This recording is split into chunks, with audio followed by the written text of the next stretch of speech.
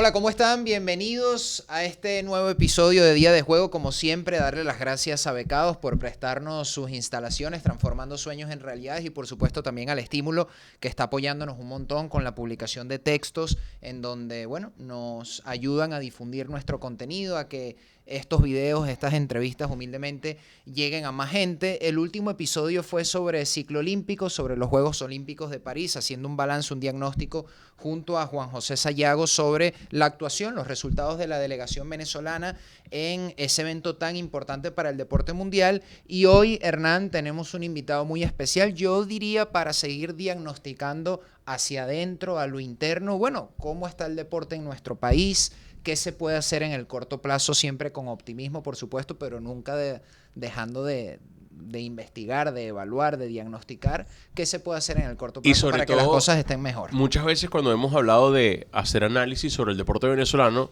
hablamos, o hay unas palabras que se repiten.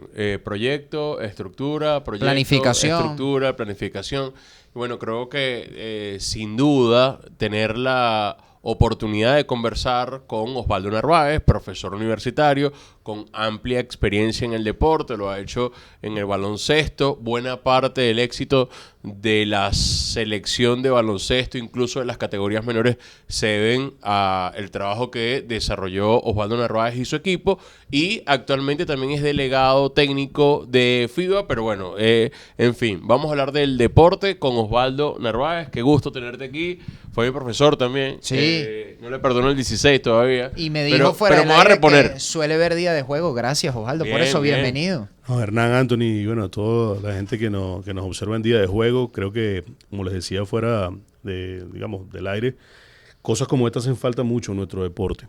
La reflexión dentro del ámbito deportivo es muy necesaria por el tema de los resultados, quizás, porque la gente ve quizás un mal resultado y cree que el resultado lo es todo.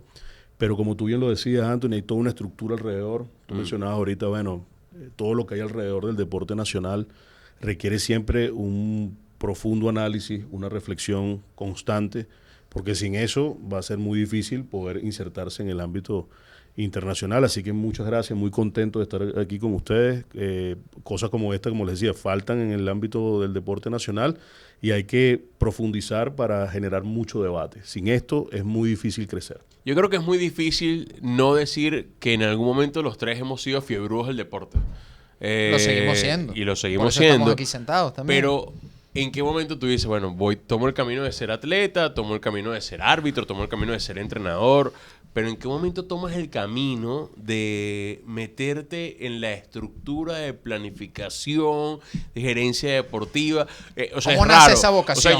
Yo de repente conozco a alguien que sueñe con ser dueño de un equipo, pero decir, no, quiero ser el gerente o quiero ser el planificador del deporte, no es común. ¿Cómo surgió todo esto? Mira, yo siempre le doy gracias a mis padres por haberme convertido en un fiebrudo del deporte. Yo creo que sí, ciertamente los tres, y quizás mucha gente que nos observe el día de hoy va a coincidir que el que ve esto porque es un fiebrudo del deporte. Claro. Y bueno, ¿cómo empecé yo? Yo siempre me río porque cuando era un niño, yo jugaba cuanta cosa salía.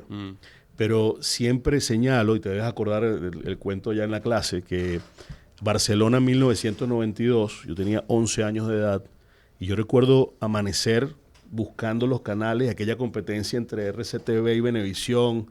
Yo recuerdo, había un combate, no sé si era David Grimán o algún boxeador, que un canal le robó la señal al otro, y tengo clara la imagen de superpuesta en la señal de RCTV, la B de Venevisión, la mosca, claro. o viceversa, porque se estaban como robando la señal, y lo recuerdo claramente. Pero realmente desde la inauguración de esos juegos, de ver aquel arquero épico que lanza la flecha con fuego y enciende el pebetero, creo que desde allí hubo como esa conexión de querer hacer algo en el deporte. Y es así como niño empezó a organizar cosas en mi edificio, por allá en Los Teques, y empezamos que si salto largo, ahí me rompí la rodilla horrible. Recuerdo que hacíamos salto doble porque no alcanzábamos a hacer el salto triple. Y digamos, hacíamos... Tiro al arco me preocupo. No, cuidado. No, hay algunos deportes que no hacíamos, pero sí, jugué cuanta cosa podíamos jugar, chapita, pelotica de goma.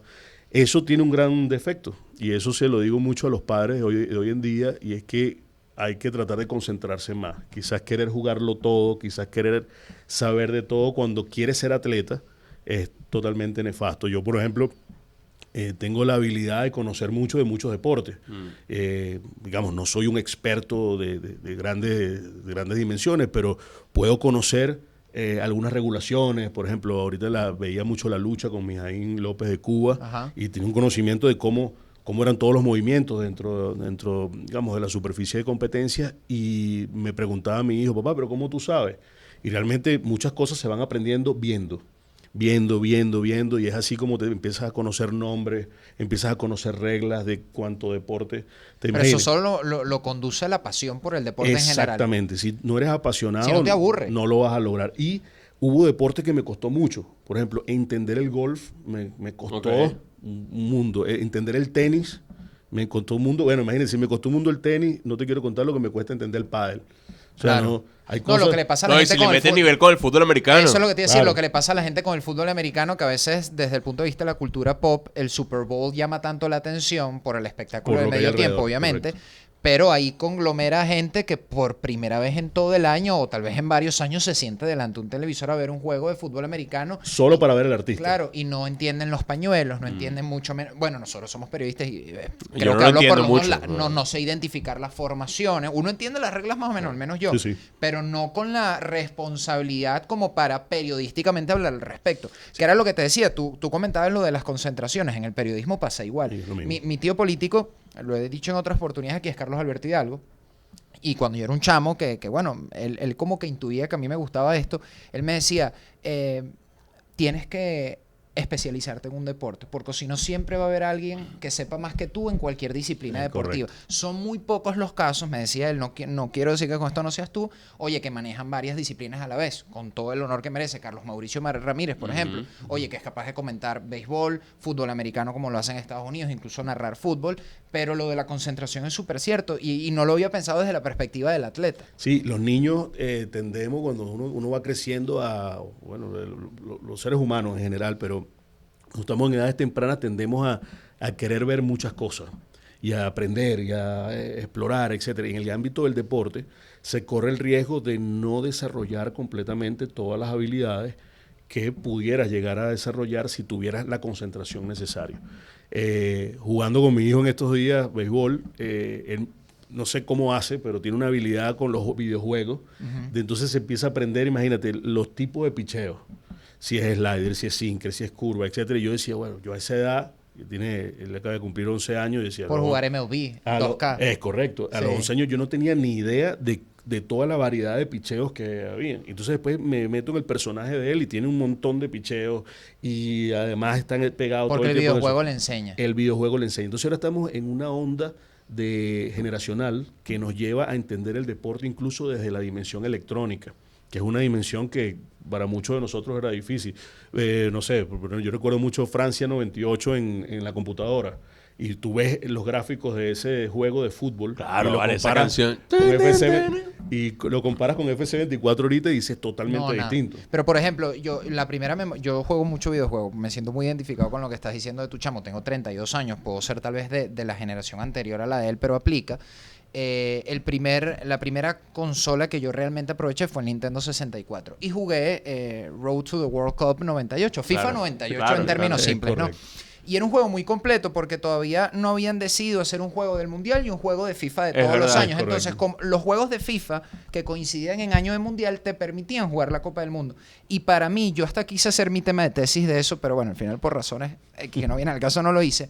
Creo que es una fuente inagotable, por ejemplo, de cultura general, Es correcto. de banderas, de ciudades, de capitales, de las reglas del juego. Tú en el Nintendo 64 jugabas béisbol y yo creo que sé más de los beisbolistas, con toda la responsabilidad lo digo, de finales de los 90 y principios de los 2000 que de los de ahora por haber jugado tantos videojuegos en ese momento. Bueno, Anthony, los niños de hoy día, y esto es algo importantísimo de poderlo decir y hablar, es que los niños de hoy día se saben las formaciones con la cual un equipo pudiera eventualmente salir. Claro. Y te hablo de las formaciones del Real Madrid, de la Roma, de la Juventus, etcétera. El niño ya sabe con quién poder. Y de hecho hay una tendencia de muchos jóvenes hoy por hoy que tienden a ver estos programas tipo El Chiriquito, se quedan viendo análisis en YouTube, de influencer, youtuber, etcétera, y ya ellos pueden intuir la formación con la cual Ancelotti puede Incluso delinear. cosas de Fórmula 1. No, es que no activó no Sí, sé qué el cosa. DR, que el DR. la estrategia fue mala. Es que voy más allá y súper interesante, bueno, de manera, nos fuimos un poquito por la tangente, pero está bueno. Miguel Simón, que es un narrador que Hernán y yo admiramos un montón y reconocemos muchísimo su trabajo, él ha explicado públicamente que cuando no conoce del todo un equipo, él se vale del FIFA para ver las estadísticas de los jugadores y él superficialmente no se debe quedar solo con eso, evidentemente. Él ve quién es rápido, quién tiene ritmo. Según las métricas que tenga el jugador en el videojuego, valga la cacofonía, a él les permite darse una pequeña noción, bueno, del equipo que le toca preparar, si estamos hablando, no lo sé, de un equipo noruego, danés, que él obviamente en su día a día, en su semana tras semana, No maneja, trabaja, pues. no Bueno, maneja. imagínate tener que esperar, no sé, 30 años atrás, tener que esperar 4 años para ver la bandera de Noruega Claro. en, no sé, en Lillehammer 1994 y entender que se hacían unos juegos de invierno y entender que había un venezolano, hijo de no sé quién por allá, que competía en la modalidad de luge, en el Claro. deporte de luge. Y tú dices, bueno, ¿qué es esto? Hoy por hoy, los niños, digamos, los jóvenes tienen acceso a una cantidad de información que en el ámbito del deporte le han catalogado de mil maneras: sabermetría, estadística prospectiva, es decir, hacen una cantidad de temas alrededor de conocer del deporte, que podemos tener muchísimos expertos del otro lado de la cancha, del otro lado del terreno de juego. Es decir, de repente tu caso, tú sabes mucho del deporte sin ser muy habilidoso en el deporte. A eso se enfrenta hoy por hoy, es uno de los grandes retos del deporte, tener que ver a una generación completa donde solo los disciplinados, solo los más preparados son los que van a llegar a ser estrellas o superestrellas en el deporte. Cada vez podemos contar menos superestrellas. Quizás en algún momento habrán, no sé, un puñado de superestrellas que podamos mencionar, pero venimos de una generación que ha pasado por pandemia, que ha pasado por guerras. Ahorita no lo vemos mucho, pero en Europa hay un montón de situaciones que están ocurriendo que cada vez van a hacer más difícil la práctica del deporte. Y yo creo que estamos también hacia una remodelación general de lo que nosotros conocemos como el deporte tradicional. Y ahí tú vas a ver, por ejemplo, nuevos deportes en los Juegos Olímpicos. Siempre lo dije, el tema del error de poder colocar el breaking o la danza breaking en los Juegos Olímpicos, y ha habido toda una parafernalia alrededor de una atleta específica de La chica Australia, australiana, sí. que, digamos, no fue lo que quizás la gente estaba esperando, sin ánimo de ofender a nadie allí, porque al final creo que es un motivo cultural, etcétera, pero existe una tendencia de querer admitir dentro de la práctica deportiva a cosas que quizás no reúnan todas las condiciones del deporte, y es así como quizás en un futuro eSports en los Juegos Olímpicos. no, de hecho ya está Ya aprobado viene, sí. Sí, por los eso. eSports como un juego olímpico específico. Es un intento del COI tal vez de adaptarse A los nuevos al tiempos. vértigo Realidades. de la velocidad con la que se reconfigura el mundo. Es correcto. Y la comprensión de esto requiere o plantea unos nuevos retos a todo el mundo. Hay comités olímpicos que tienen que prepararse para esto. Nosotros en Venezuela lo intentamos, no sé si recuerdas, Hernán, en determinado momento con NBA 2K, que tenía FIBA y eSports. Intentamos hacer algo y resulta que termina pasándonos factura la velocidad del internet. Claro. Porque tenía, después todo esto lo aprendí. Una limitante. Y tenía la limitante del ping, era mayor que el del otro La equipo. latencia, sí. Y resulta que esa latencia, ese pequeño retraso El lag, el delay. generaba que la puntuación del otro equipo cayera primero que la nuestra en el servidor central del juego.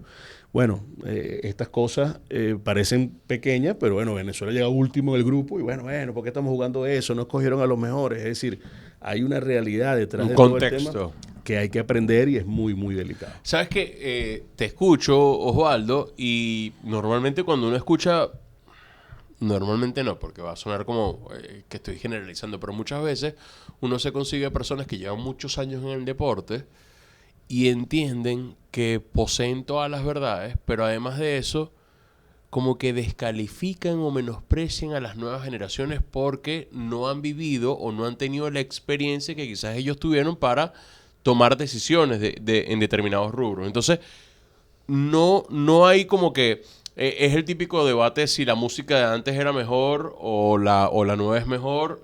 ¿Cómo no caer en esa ola? Porque me imagino que hoy por hoy vas a coincidir con mucha gente joven que comienza a dar pasos en la gerencia deportiva, pero ¿cómo no caer quizás en esa ola? Sí, hay una tendencia muy, muy de la actualidad en el ámbito del deporte, y es que, como tú bien dices, descalificar a las nuevas generaciones porque eventualmente no han pasado los mismos sacrificios, los mismos problemas que tuvieron generaciones anteriores.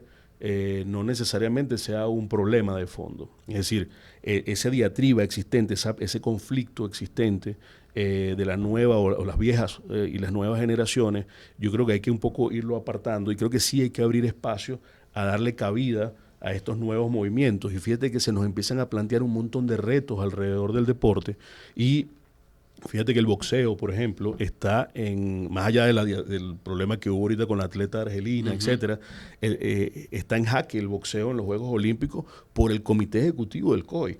Y no es un tema de que sea malo, que sea bueno, o de que le guste o no a las nuevas generaciones. Las nuevas generaciones quizás les guste menos el conflicto que a las de antes. Yo esto, no sé, creo que les gusta mucho el conflicto, lo que pasa es que es en otros términos. Se expresa, y se expresa de otras maneras. Las peleas de hoy en día van mucho por los mensajes de texto. Tú lees un chat de un niño en Roblox o el chat de un niño en cualquier otro dispositivo y puede considerarse violento. Sí, se dicen cosas. Ahora, yo creo que los deportes a nivel digamos, las grandes federaciones deportivas internacionales están bajo el reto de cómo calar en eso que tú mencionas, las nuevas generaciones cómo actúan ante estos deportes. Por ejemplo, ahora mismo en París, ante un escenario espectacular, creo que fue cerca de la Torre Eiffel, hubo la competición de tiro con arco. Y yo te aseguro que hoy por hoy tenemos a millones o miles de niños a nivel mundial que están buscando la manera de hacer tiro con arco, porque vieron un escenario espectacular, porque vieron la puesta en escena, como también vimos otros, por un famoso tirador que se hizo un meme viral por el turco, que el hombre, bueno, lo que le faltó fue un cigarrillo, fumar su cigarro, para disparar.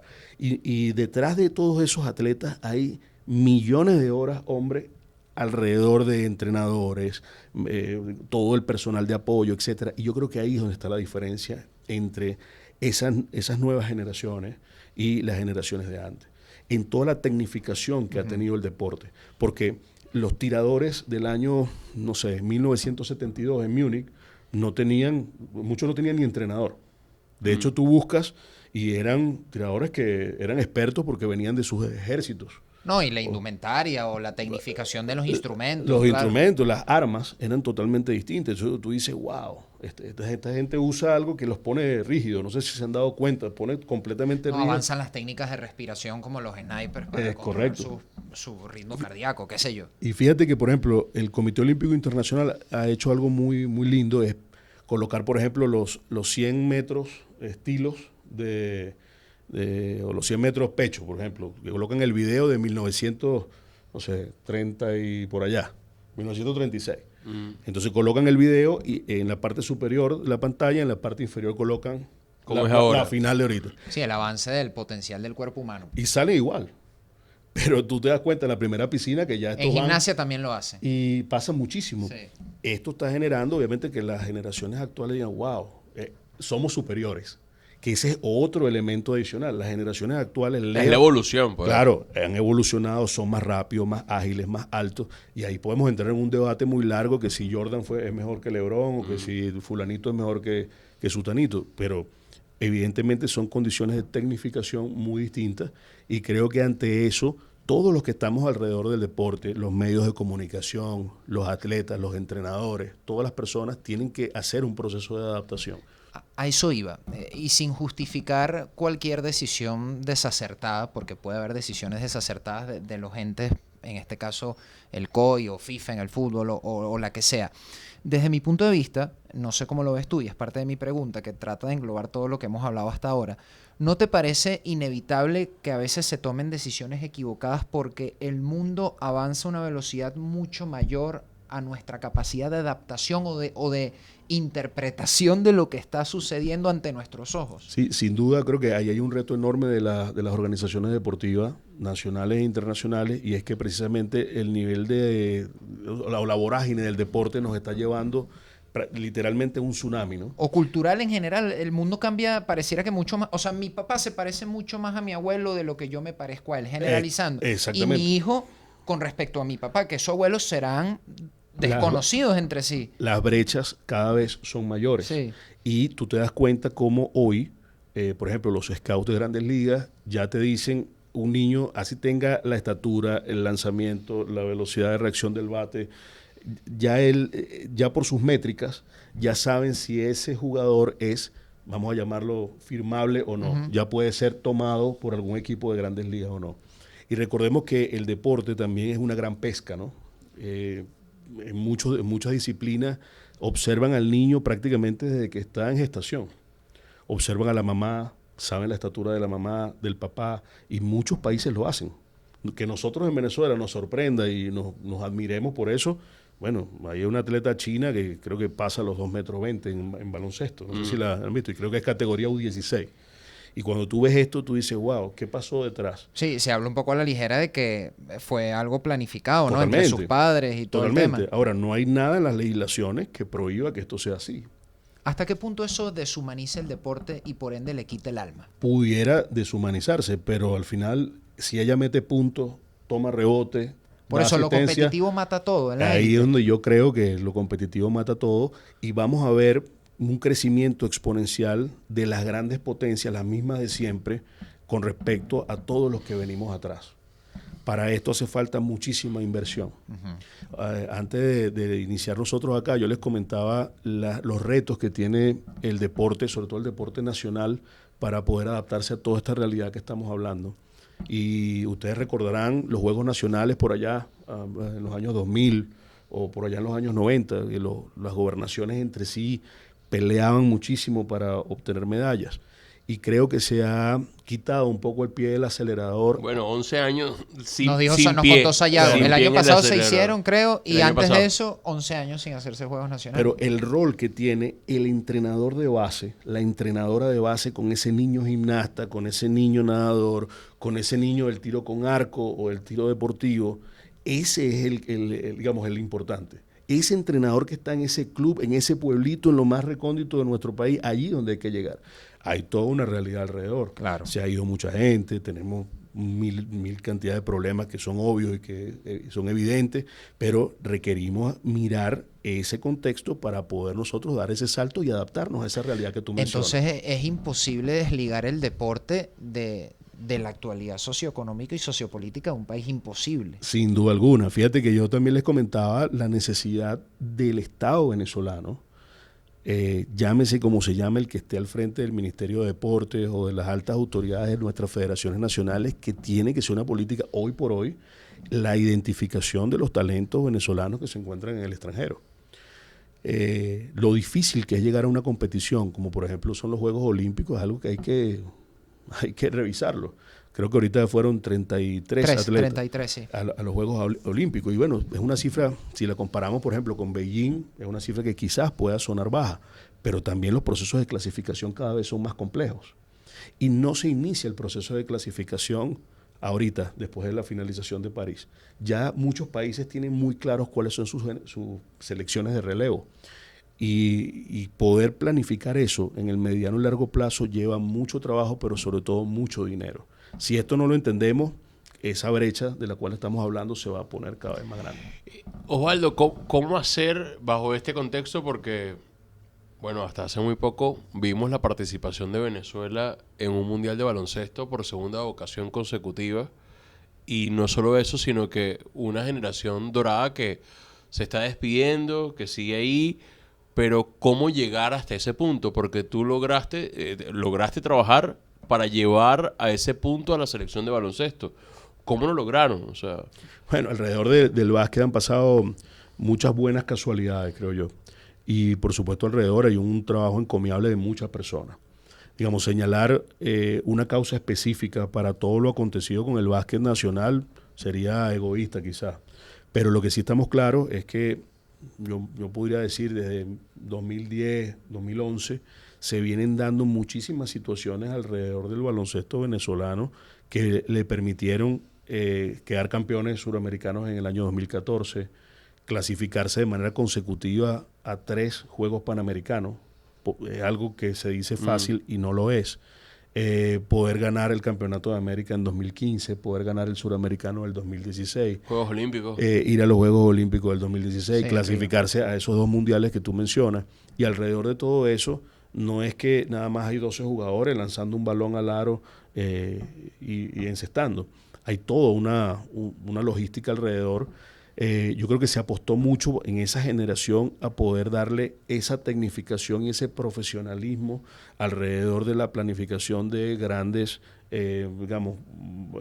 concursos de preparación alrededor de todos esos años. Por ejemplo, la gente criticaba cuando empezamos a hacer tope de preparación con España, no sé si recuerdas, Hernán, que decimos, no, pero España nos gana yo fui a ese juego, un amistoso allá. de 50. Que fue previo a aquel, al FIBA Américas, ¿no? Sí. FIBA América, Bueno, sí. hubo uno que nos ganaron en el último segundo. Y por supuesto, nadie dice que Venezuela sea mejor que España. Simplemente estamos diciendo que estamos compitiendo en ese nivel. Pero para competir en ese nivel faltan muchas condicionantes alrededor. Tenemos que tener una buena liga, tenemos que tener un buen sistema de desarrollo. Creo que la federación ahora ha hecho un énfasis importante en la formación de entrenadores. Se han hecho cosas que son pequeños pasos, que cuando te pones a sumar todo, oye, se está tratando de mirar hacia el futuro, mirar a ese recambio.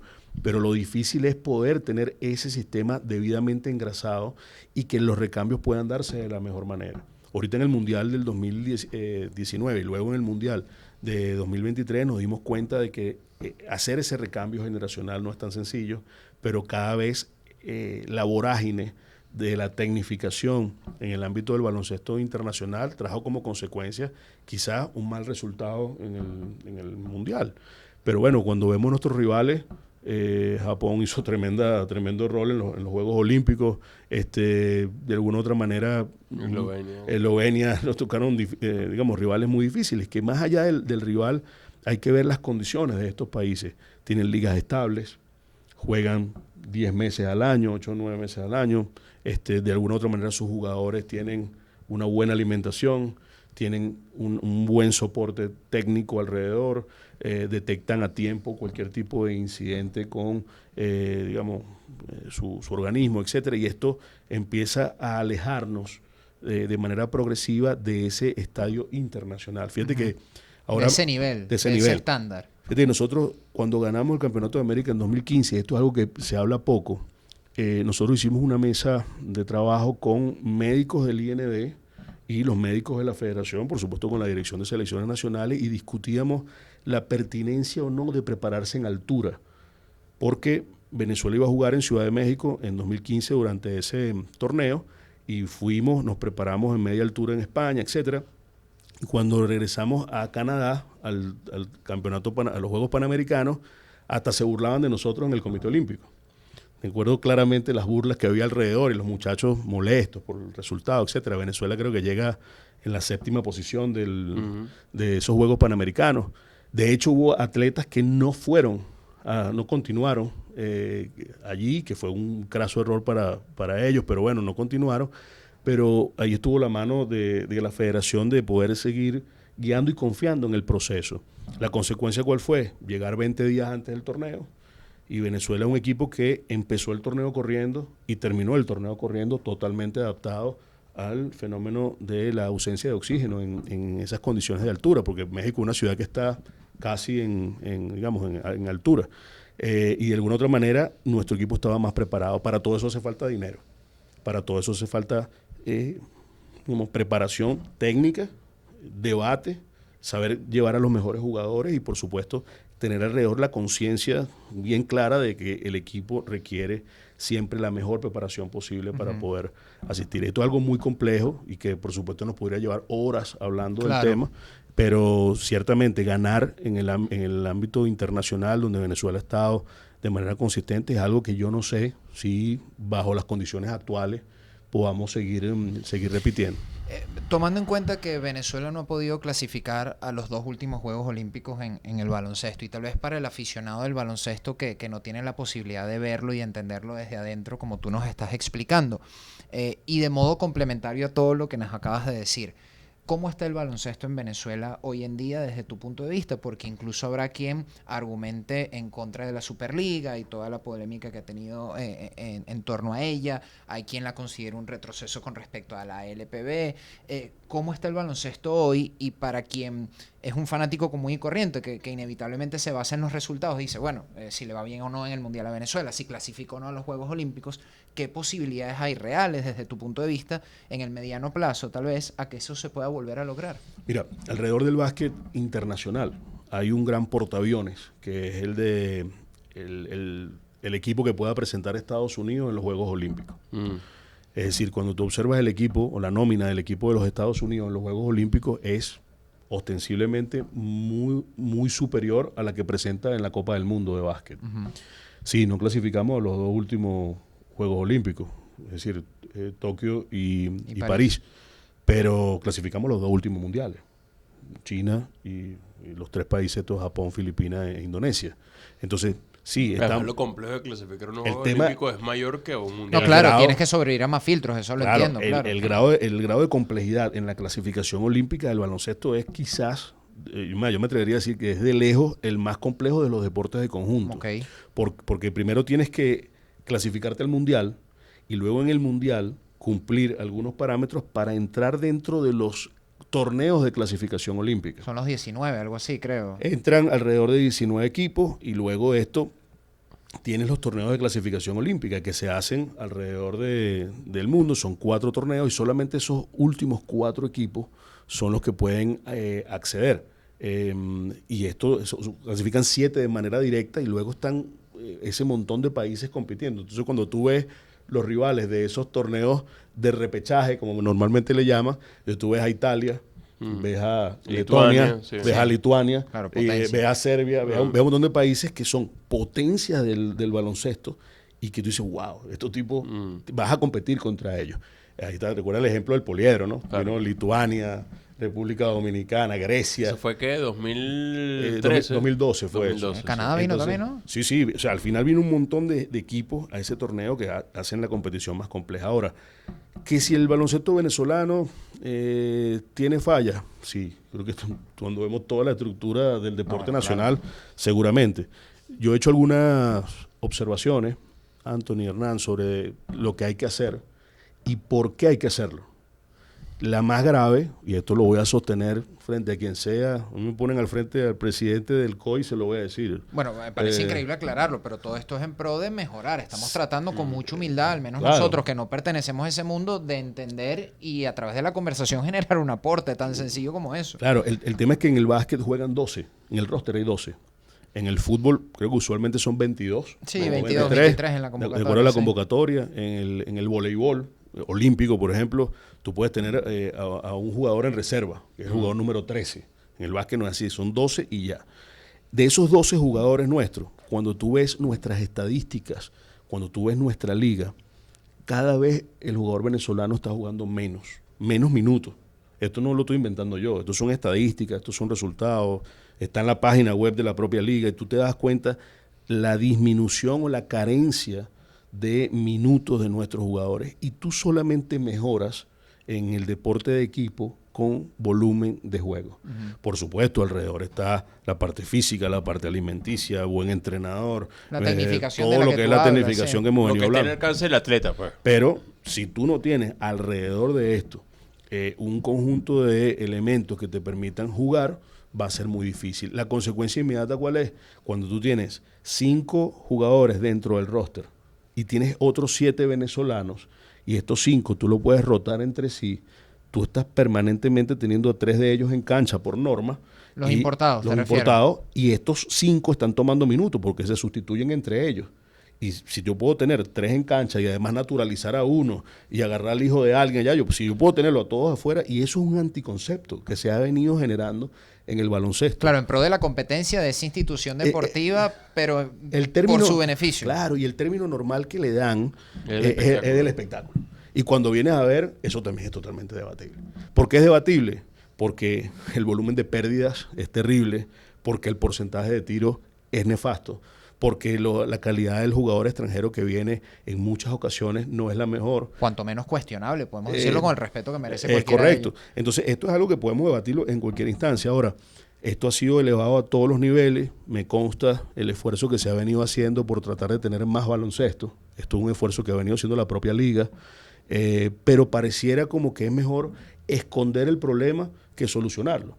Y realmente creo que hay que hacer un esfuerzo dentro del básquet para que esto sea entendido. Creo que el básquet venezolano es muy noble y da para muchísimas cosas. Da, por ejemplo, como para... Es demasiado noble porque siempre le falta algo y aún así saca la cara. El talento Está sale allí. a poner el pecho. Hay mucha gente que lo ha visto de esta forma. Yo recuerdo unas declaraciones hace un par de años de Néstor Colmenares, después de haber obtenido el título de la liga, y él decía, la liga la ganan los jugadores criollos. Y esto es así. Pero aquí, si yo puedo traer en el último minuto del último partido para que me juegue un solo partido a LeBron James y tengo el dinero y lo puedo hacer, voy y lo hago. Y esto es algo que rompe completamente la estructura competitiva del país. No es porque sea malo que venga LeBron, ojalá hubiera venido a jugar la liga. Es por el hecho de que no hay una estabilidad, los cambios de roster son brutales. El cambio de las normas es brutal. Por ejemplo, hay un tema Hay normas que cambian en temporada andando. En temporada No, y el andando. roce competitivo de los criollos, lo que tú estás diciendo también, ¿no? Anthony, hay un tema gravísimo, nadie habla de eso. La duración de los partidos. La intensidad de juego, Hernán.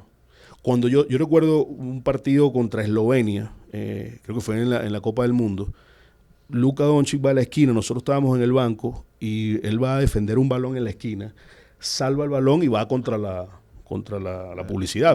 La valla. Y era el minuto 1 de juego y el hombre se lanzó allá sobre la valla pues publicitaria. Y cuando nosotros observamos eso nos sorprendemos. Bueno, si este es Luka Doncic, que está en el minuto 1 con ese nivel de intensidad, nos está transmitiendo un mensaje. Ahora, mantener esa intensidad de juego, los 40 minutos oficiales de partido. Es inviable. Ahorita es imposible. Sí. Pero ¿por qué, Anthony? Porque hay una regla en la liga que es que detiene el partido a cada momento, que es la famosa revisión. Es decir, quisieron institucionalizar una regla de una manera muy extraña. Tienen un límite para los 3 primeros cuartos, pero en el último cuarto, cada vez que tú ganes ese famoso challenge, No pierdes el cupo de no volverlo- pierdes y lo puedes solicitar cuantas veces quieras. Yo he visto partidos contabilizados con reloj de 2 horas y cuarto, 2 horas y 20, 2 horas y 30 en algunos casos. Que no se traduce a mayor intensidad Es menor o intensidad. incluso de espectáculo, porque Claro. el espectáculo dice, oye, un challenge cada rato me detienes demasiado el juego. Claro, Lo y vuelves eso, aletargado, claro. y eso implica que tú te desentrenas. El jugador no está acostumbrado a ritmos tan elevados. Además, la cadencia de juego es una cadencia compleja. 2 días jugaste, 2 días jugaste, 2 días jugaste. No, tienen 2 días de descanso. No, el atleta no funciona así. El atleta necesita dormir, necesita comer bien, necesita entrenar, necesita recuperarse, necesita elementos técnicos para poderlo hacer. Entonces, estos elementos de la cadencia de juego, de jugar de manera constante, continua, que es algo nefasto, y además la baja intensidad es lo que nos puede pasar factura a nosotros en el ámbito internacional. Haciendo un paralelismo con el fútbol, en este caso, que es lo que normalmente nos compete a Hernán y a mí, y arriesgo de decir algo con cierta ligereza, y tú me corregirás si me equivoco. ¿Es viable, según el contexto económico actual, la envergadura que tiene la Superliga hoy en día? Y si fuese más condensada, de menos equipos, ¿no crees que sería más propicia a que hubiese más atletas criollos con protagonismo sin tanta necesidad de importados, por ejemplo? Fíjate, Anthony, para hablar de eso tenemos que hablar de cómo esto surgió. Ok. Porque yo estuve en el periodo en el cual la LPB sufre un proceso que ahí lo estoy escribiendo, estoy tratando de hacer un libro Muy bien. de postración. Ok. La LPB se postra pensando que era el único ente que podía hacer baloncesto rentado en el país.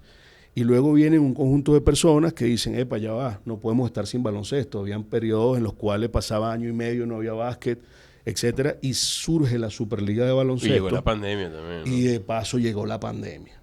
Entonces ahí se produce una situación prácticamente de colapso y hay 3 equipos importantes que estaban anotados para jugar allí. Creo que uno era Cocodrilos, Trotamundos y Guaros, que toman la decisión de bajarse por distintas razones, básicamente quizás sean económicas, yo desconozco las razones, pero lo que se demostró es que se pudo hacer.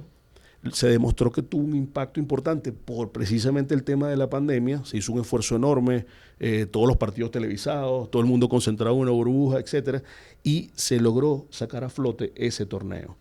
¿Qué está sucediendo?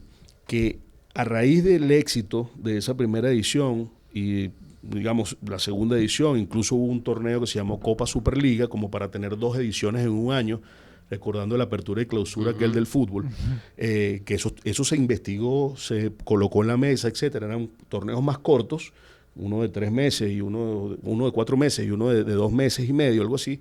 Al final terminaba jugando casi 6 meses al año, mucho más de lo tradicional, que venía siendo 3 meses o 4 meses. Ahorita por el tema electoral quizás lleguemos a finales de septiembre o mediados de septiembre, pero lo normal es que siempre se juegue Pero es por una reprogramación de partidos. Es correcto. Entonces, ¿qué pasó? Que no se tomó en consideración dentro de la estructura de nuestro baloncesto la posibilidad de jugar de manera divisional, que creo que es un gran acierto que pudiera introducirse dentro del baloncesto nacional para permitirle a los equipos incluso hasta descansar de manera financiera. Y abaratar costos incluso. Porque hay equipos que quizás para una temporada se les complicó la cosa. Claro. El problema es que todos los que entran en el baloncesto, todos quieren ganar. Y lamentablemente en un deporte como el básquet, donde no hay empate, siempre va a haber un ganador y siempre va a haber un perdedor. Este conocimiento impide de que no haya esa posibilidad de tener ascenso y descenso, sino que esté una liga estanca donde están los mismos equipos siempre. Yo en lo personal no estoy en desacuerdo de que tengamos una liga estanca, pero es necesario que sea remodelada la liga. ¿Por qué? Porque la fase inicial debería jugarse, quizás, pónganse ustedes, con 2 importados. Y tú puedes pasar a la segunda ronda, quizás ya agregando un importado más y tener 3. Y te quedas allí. Y además tienen otra regla que es muy extraña dentro del baloncesto, que es la regla de los refuerzos. Empiezas a tomar refuerzos y cuando tú vienes a ver el equipo que está jugando hoy, la famosa super ronda, que no la querían, Hernández, debes acordar que no querían ni el nombre ni nada, ahorita la volvieron. Acá la super ronda, ¿no? Uno de los inventos nuestros que lo están utilizando. Esa situación hace que de repente el equipo que comenzó a jugar, aquel novato sub-21, no jugó más. No jugó más nunca. Está ahí por cumplir la regla, es el jugador 12.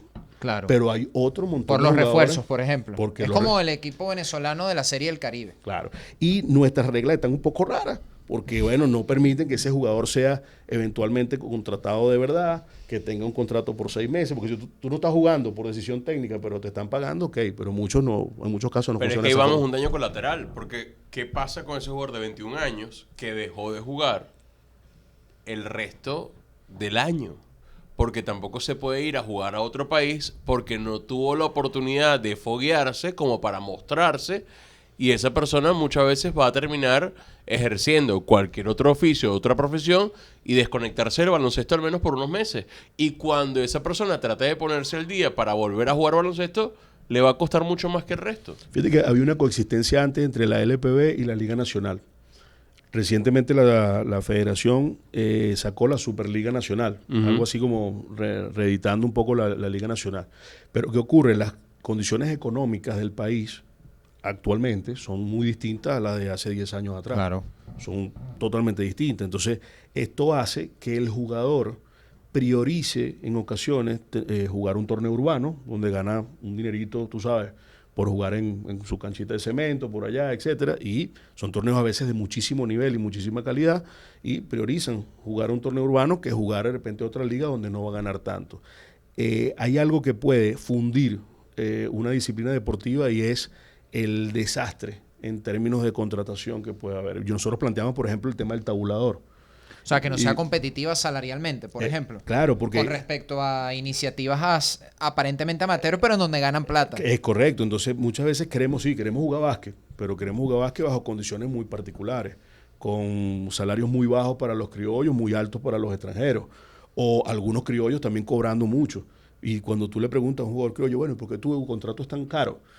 El jugador, lo que tú acabas de decir, el jugador te juega muy poco tiempo y tiene que tener un salario elevado para asegurar su año, porque él lleva comida para su casa.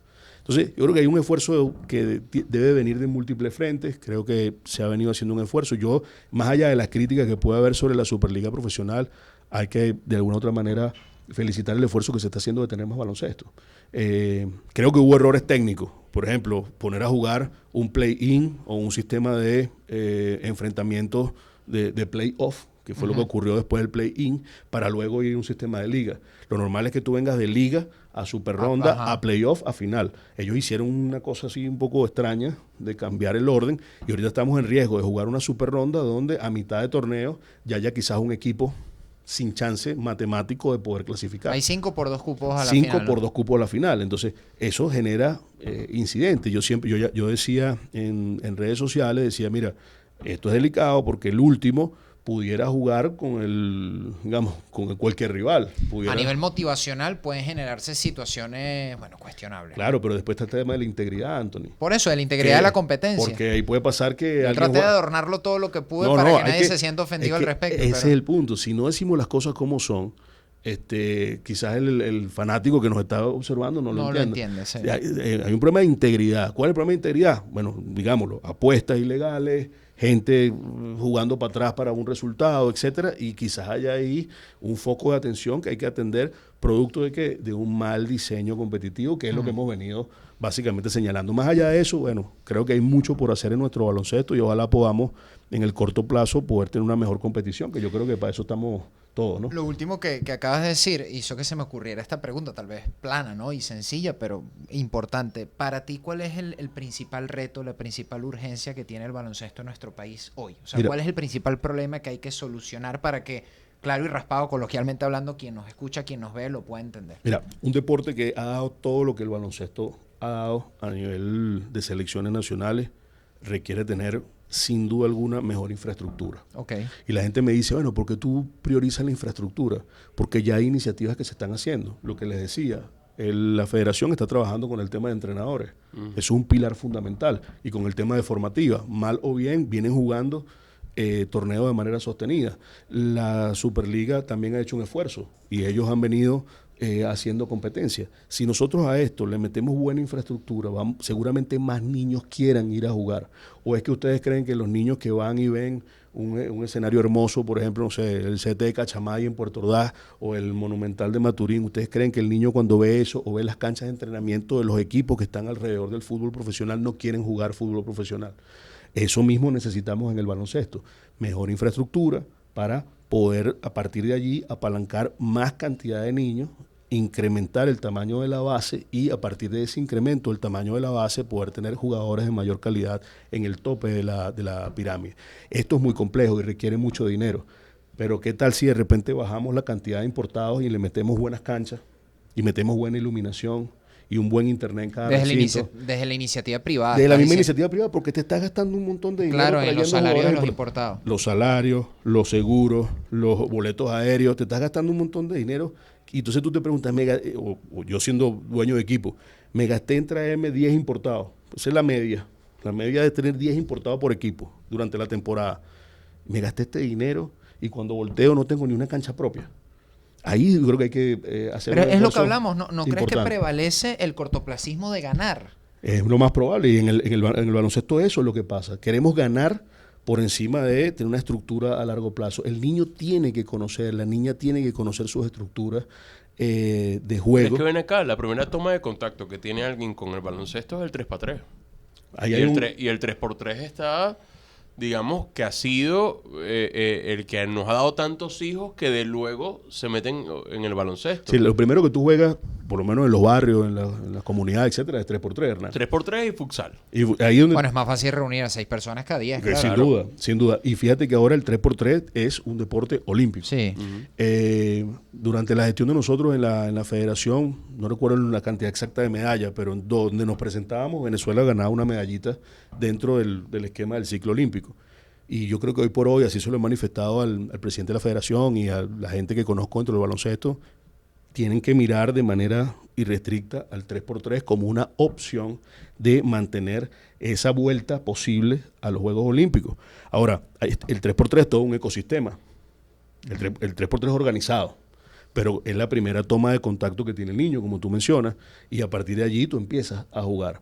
La forma en la cual quizás nosotros nos hemos aproximado al 3x3 ha sido muy egoísta, ¿no? Porque solamente los convocamos cuando van a eventos internacionales y luego pareciera que detenemos un poco la actividad. Y se hizo un esfuerzo importante cuando estuvimos en la Superliga de tener una Superliga de 3x3 y poner a los equipos a jugar 3x3 y de alguna otra manera motivar el escenario, y al final esto quedó como relegado. Imagínense lo potente que pudiera ser nuestro país si todos los equipos hicieran una liga, bajo el formato que sea, una liga bien organizada, donde jugaran de repente fines de semana, en ese periodo de tiempo donde no tenemos el montón de importados, en ese montón de tiempo donde no tenemos... Tú dices los mismos equipos de la Superliga, claro, pero en formato 3x3. En un formato 3x3. No, hay jugadores que quizás no estén preparados para... El 3x3 es un deporte de mucha más intensidad en un periodo de tiempo más corto. Y la característica física del jugador también es distinta, las valoraciones de juego también son distintas. No es el mismo... de hecho, mucha gente dice que no es el mismo deporte. Yo parto de que, bueno, tienen las mismas condiciones quizás generales del 5 contra 5, pero diametralmente opuesto. Ahora, ¿qué tenemos que hacer allí? Hay que definitivamente esforzarse de una manera adecuada para poder poner el 3x3 otra vez en la palestra. Creo que se ha venido haciendo, que solamente vamos a los Juegos del Ciclo Olímpico y no vamos a los eventos del Tour Mundial y no vamos a otros eventos internacionales importantes por distintas razones. Visado, lo costoso, que hay que priorizar. Bueno, vamos al torneo allá de las chicas en México o vamos a la Copa América. Bueno, son cosas que habrá que ver en el tiempo, pero estoy seguro que todos los involucrados, liga, federación, los mismos atletas, pueden tener allí un espacio de desarrollo también. Esta pregunta sobre baloncesto creo que se la hemos hecho a todas las personas que hablan sobre el tema y que han pasado humildemente por aquí en Día de Juego, ¿no? En su tiempo de existencia. En función de los éxitos que históricamente el baloncesto le ha dado a nuestro país y guiado tal vez un poco por esa comparación necia que a veces hay en redes sociales y en las matrices de opinión con el fútbol, por ejemplo, ¿tú crees que Venezuela, la sociedad venezolana o incluso los entes gubernamentales históricamente han sido injustos con el baloncesto? ¿No le han dado el sitial que merece desde todo punto de vista? O incluso la visibilidad que ha tenido el baloncesto. Exacto. La injusticia, interprétala en un amplio sentido de la palabra, ¿no? Mira, yo tengo una opinión de agradecimiento, antes que nada con respecto a todo el tema del básquet, desde que estoy involucrado con el baloncesto. Yo, al principio, estuve en el fútbol, con la Copa América en el 2007. He pasado por varios deportes. Estuve en un tiempo con el equipo profesional de Venezuela de boxeo, Caciques de Venezuela, que era un equipo profesional cuando en ese momento se llamaba AIBA. Organizamos la Superliga de Voleibol en 2010-2011. De hecho, eso fue mi tesis de grado en... ¿Qué es pecho de voleibol, chicos? ¿Qué está pasando? Sí, eso hay que hacer otro programa para el voleibol. Pero sí, el tema del voleibol también me apasionó mucho. Estuve en la Vuelta al Táchira también. Y en la experiencia de esos 4 deportes, llegar al baloncesto y ver todo lo que se logró con planificación, con profesionalismo, con gente muy dedicada, con personas de distinta naturaleza e índole. Yo, lejos de críticas, tengo mucho agradecimiento hacia múltiples personas. Sí, gente del gobierno, gente de la empresa privada, gente que de alguna otra manera siempre puso... Todos tienen que aportar para que salga adelante. Pero fíjate, ciertamente el baloncesto quizás no tenga ese poder de visibilidad que puedan tener otros deportes, pero esto no es un tema que sea imputable a nadie, Hernán. Okay. Porque cuando yo pongo a jugar... Es que ese es el problema, que los actores, tanto de uno como otro, siempre quieren imputarlo. Y al final es...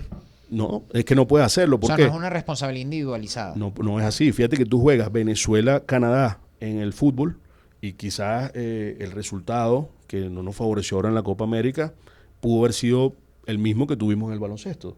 Y cuando comparamos los países que tenemos una superpotencia, está entre los 10 primeros del mundo del ranking olímpico, tiene varios jugadores NBA y varios jugadores en ligas europeas, los del fútbol. Sí. Es decir, cuando hacemos una comparación, oye, no es descabellado perder con Canadá. Que tiene más visual el partido Venezuela-Canadá de fútbol que el de básquet. Mira, son condiciones del deporte.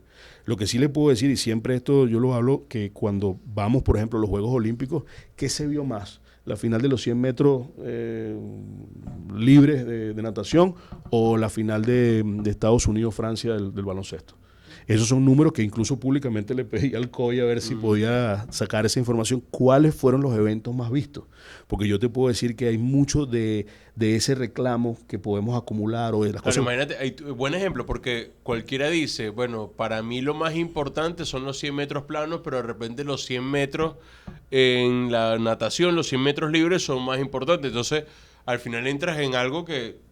Y fíjate que la importancia que en este caso el COI le da a los deportes tiene mucho que ver con la visibilidad y la demanda que tienen, digamos, las televisiones o las televisoras por transmitir, digamos, estos deportes. Incluso ya hoy hay métricas específicas de cada deporte, por ejemplo, cuando los colocan, aquí en Venezuela fue así, a través de una señal de un canal de YouTube, y cuando veíamos la cantidad de conexiones de la final, los picos de audiencia, claro. fue una cosa impresionante. Entonces, estos son cosas que hay que revisar, y fíjate, yo me voy a otro detalle. Cuando vemos las transmisiones del YouTube de nuestro fútbol rentado, y de repente ponemos un Cocodrilo de Caracas contra Trotamundos de Carabobo, se voltea la torta. No estoy tan equivocado en lo que les estoy hablando. Quizás el baloncesto tenga un poco más de visualizaciones, pero no puedo comparar a mi equipo nacional de fútbol con toda la parafernalia de FIFA que hay alrededor con mi equipo nacional de baloncesto, por más esfuerzo que se haga. Yo creo que en este ámbito las comparaciones pueden ser oprobiosas. No estoy de acuerdo con eso. Creo que todas las vinotintos son importantes. Yo voy a apoyar al deporte que esté al frente de cualquier disciplina y me duele cualquier derrota y celebro cualquier victoria. Pero lejos de reproche, lo que hay que hacer un buen esfuerzo es por poder darle más visibilidad a todos. Y ustedes y la gente que está en los medios hace un esfuerzo importante porque esto sea así. Sí, me da la impresión que te quieres despedir, pero... No. Para nada. Te consultaba.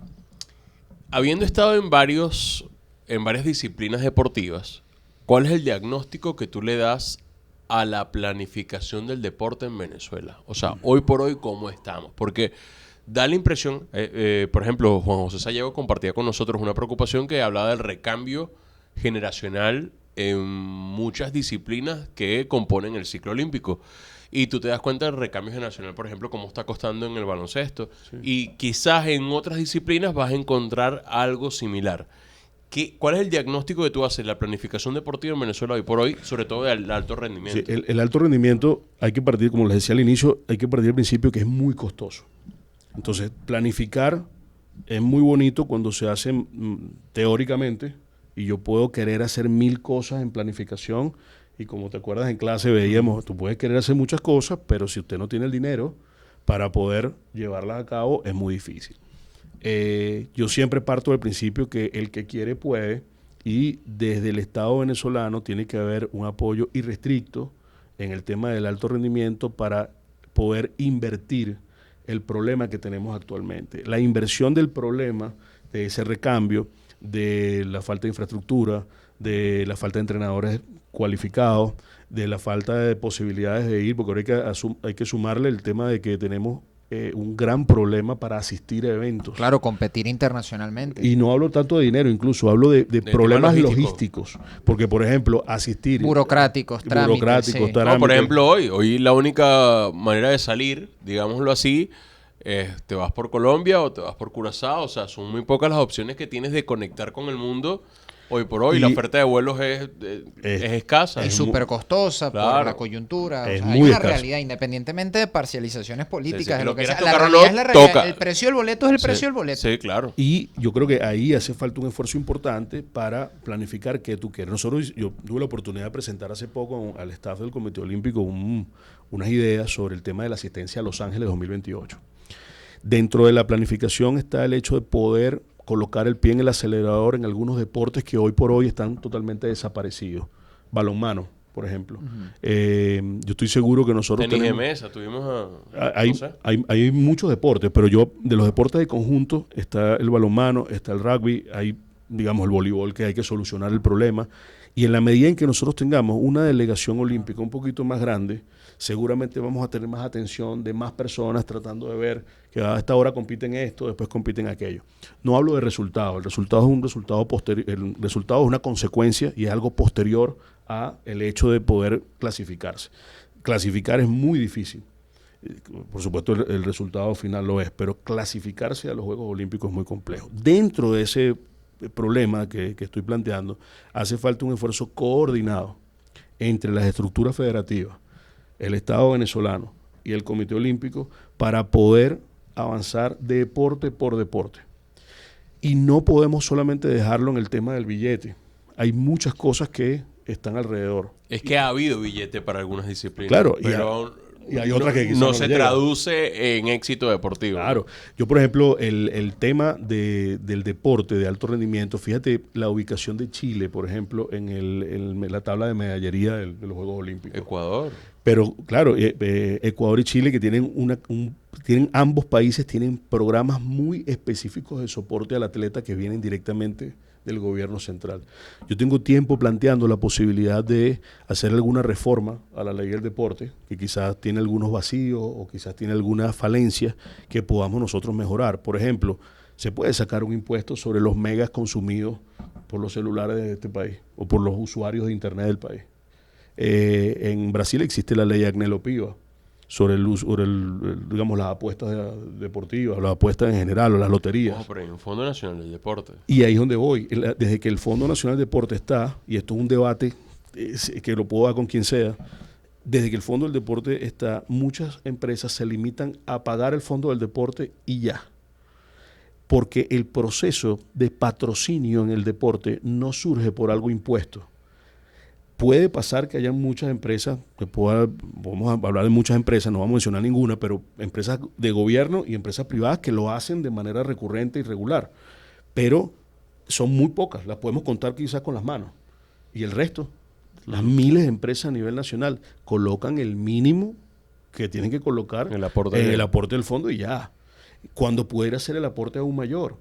Cuando pudiéramos nosotros cambiar... Es que quizás lo va a ver mucho más tangible una empresa que, por ejemplo, patrocina una escuela de fútbol o varias escuelas de fútbol, de baloncesto, voleibol, lo que quieras.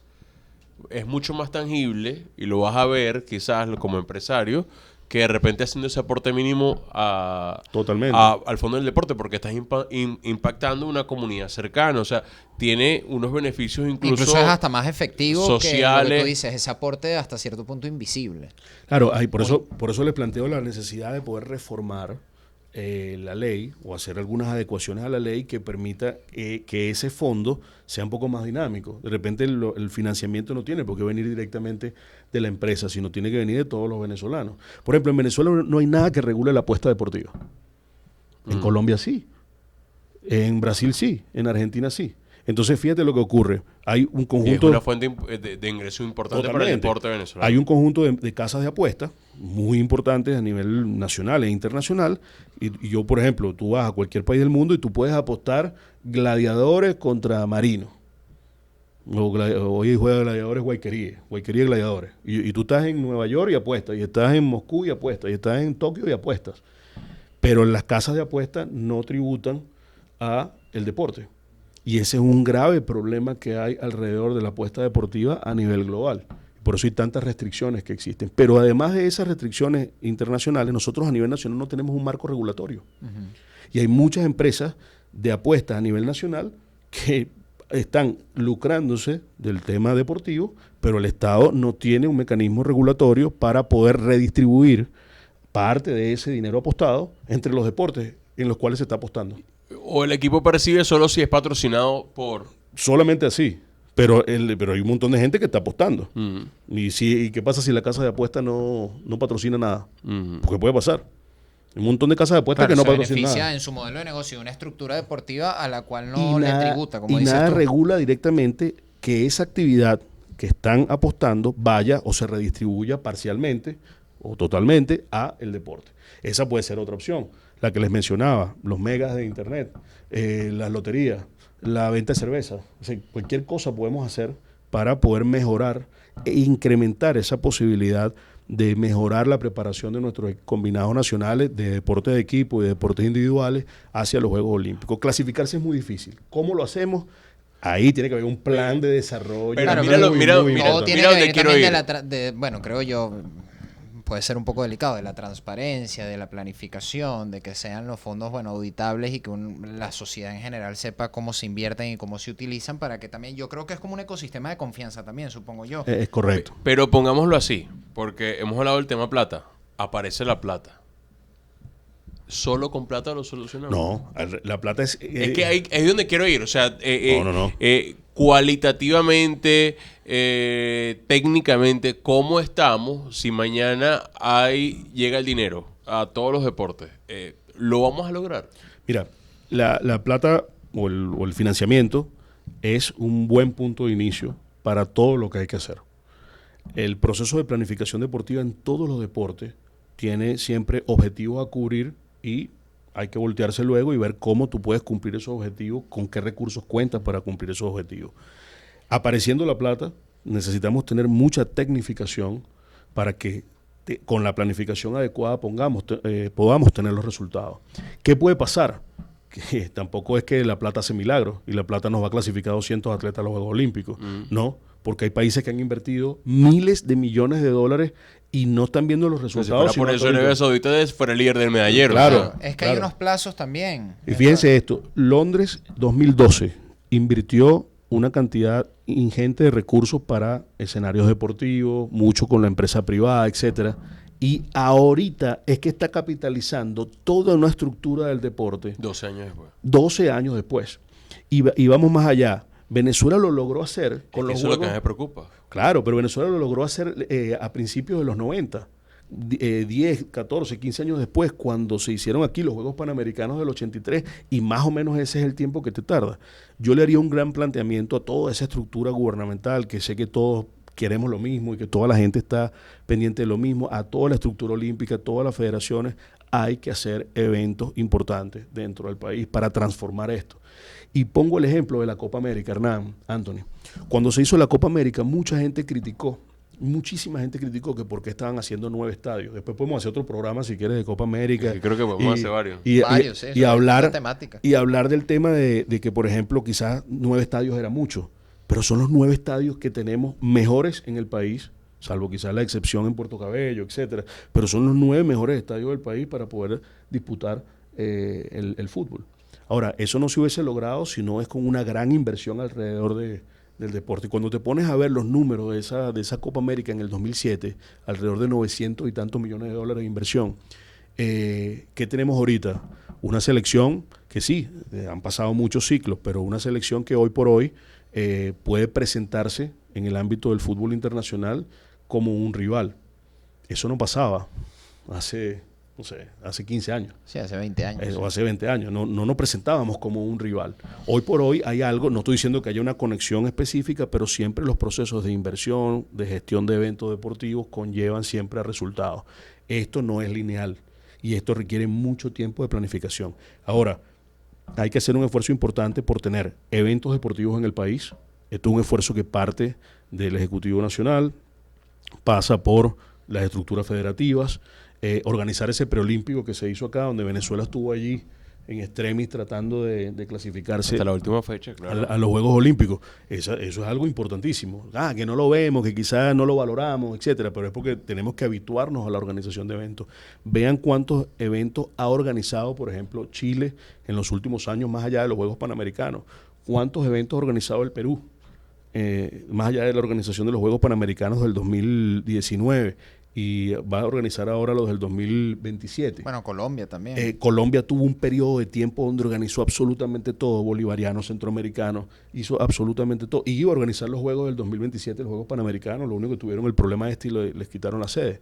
Oye, creo que estos procesos de planificación, donde tengamos un buen esquema financiero, donde tengamos la apuesta por poder en el ámbito internacional mostrarnos, por supuesto, acompañado de mejora y tecnificación de nuestros entrenadores, mejora y tecnificación de los escenarios competitivos, la puesta en marcha de planes audaces dentro del país para que tengamos cada vez más niños practicando la disciplina deportiva, seguramente nos va a llevar a mejores resultados. No es una cosa lineal que yo tengo dinero y ya gano. No, ni inmediata. Creo yo, el drama para quien lo vea con ojos pesimistas es que los resultados son como tú estás explicando muy bien a mediano y largo plazo. Yo interpreto e intuyo por lo que tú explicas que entendiendo nuestro punto de partida como país a día de hoy, 2 décadas nos tomará Más con dinero menos. y empezando a hacer todo bien hoy. Sí, fíjate que cuando le hicimos el planteamiento de este plan hacia 2028, 2032 en Australia, en Brisbane, ¿cuál es el deporte que pudiéramos nosotros pensar, deporte de conjunto, que pudiéramos pensar con mejor oportunidad de clasificación en Los Ángeles 2028? Cuando esto lo preguntamos, sin duda alguna nos viene a la mente el béisbol, que va a estar dentro del programa olímpico. ¿Y por qué el béisbol? Tiene una buena liga, es más, tiene 2 ligas.